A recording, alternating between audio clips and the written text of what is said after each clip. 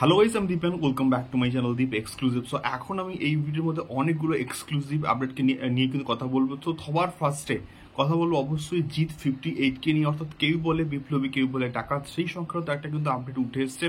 তো এখানে কিন্তু জিত ভার্সেস টোটা রয় চৌধুরীকে এটা কিন্তু বিগেস্ট ক্ল্যাশ কিন্তু একটা থাকতে চলেছে, এবং এটা কিন্তু কোথাও কি মোটামুটি কনফার্ম।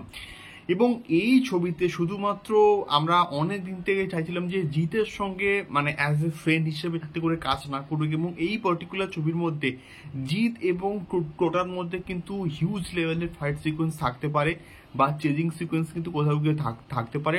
এবং তার সঙ্গে সঙ্গে মানে চোর এবং পুলিশের যে যে ক্ল্যাশটা, তো একজন বিপ্লবী হয়ে সে অনেকগুলো ব্যাংক ডাকাতি করছে বা বিভিন্ন জায়গায় লুট করছে এবং সেগুলো গরিবদের মধ্যে বিলিয়ে দিচ্ছে, এবং তার বিরুদ্ধে প্রোটেস্ট। সো সেই ব্যাপারটা কিন্তু এখানে হবে, এবং এখানে জিত ভার্সেস টোটার মধ্যে বিরাট বড় কিন্তু ক্ল্যাশ হতে চলেছে, এবং সেই আপডেটটা কিন্তু কোথাও গিয়ে উঠে আসছে। এবার দেখা যাক এটা কতটা সত্যি হয়। এবং মোটামুটি সেপ্টেম্বরের এন্ড থেকে বা অক্টোবরের ফার্স্ট উইক থেকে এই ছবিটা কিন্তু শুটিং শুরু হয়ে যাওয়ার কথা। সো তোমরা কারা কারা এক্সাইটেড অবশ্যই কিন্তু কমেন্ট বক্সে কমেন্ট করে আমাদেরকে শেয়ার করতে পারো। সেকেন্ডলি কথা বলবো আমাদের দ্য বেঙ্গল ফাইলসকে নিয়ে। দ্য বেঙ্গল ফাইলসের বক্স অফিস কালেকশনস যেটা আমরা এক্সপেক্ট করছিলাম তার থেকে কিন্তু অনেকটা কম, এবং আমাদের ওয়েস্ট বেঙ্গলে কিন্তু আলটিমেটলি অ্যাটলিস্ট আমার বাড়ির কাছাকাছি কিন্তু কোথাও মুক্তি পায়নি। এবং এটা সবই সত্যি বলতে দুর্ভাগ্যজনক একটা বিশাল মানে মানে ব্যাপার, এবং যেখানে মুক্তি পাচ্ছে না, এবং মানুষের মধ্যে কিউরিওসিটি কিন্তু হিউজ লেভেলে কিন্তু বাড়ছে যে কেন কেন কেন এটাকে মুক্তি দেওয়া হচ্ছে না।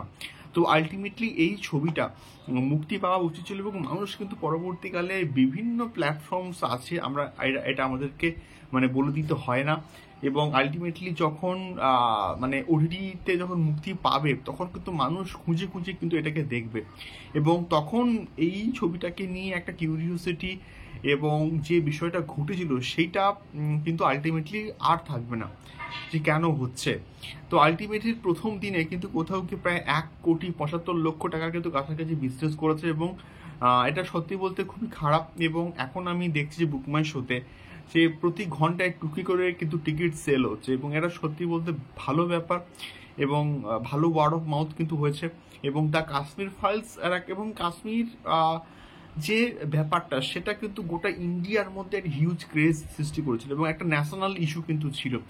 তো এটা বেঙ্গল ফাইল শুধুমাত্র বাংলাকে নিয়ে গল্প, তো সেই বিষয়টা বাংলাতে কিন্তু এটার হাইপ কিন্তু অনেক বেশি ছিল, এবং সেখানে বাংলাতেই কিন্তু এটাকে মুক্তি দেওয়া হলো না। তো খুবই খারাপ লাগছে। থার্ড কথা বলবো, এবং এসআরকে খুব রিসেন্টলি একটা লুক কিন্তু কোথাও গিয়ে রিভিল করা হয়েছে। তো রিভিল হয়েছে মানে আলটিমেটলি একটা জায়গাতে শুটিং হচ্ছিল মেবি পোল্যান্ডের কাছাকাছি, এবং সেখান থেকে একটা ছবি লিক হয়েছে।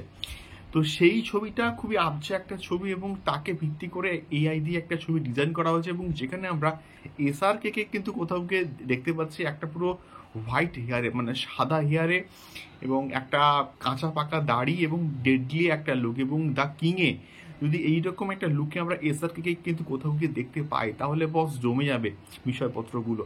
সো তোমাদের কি মতামত এই তিনটে আপডেটকে নিয়ে অবশ্যই কিন্তু কমেন্ট করতে পারো। দেখা হচ্ছে পরবর্তী ভিডিওতে আরো অনেক অনেক এক্সক্লুসিভ আপডেটস নিয়ে। টাটা।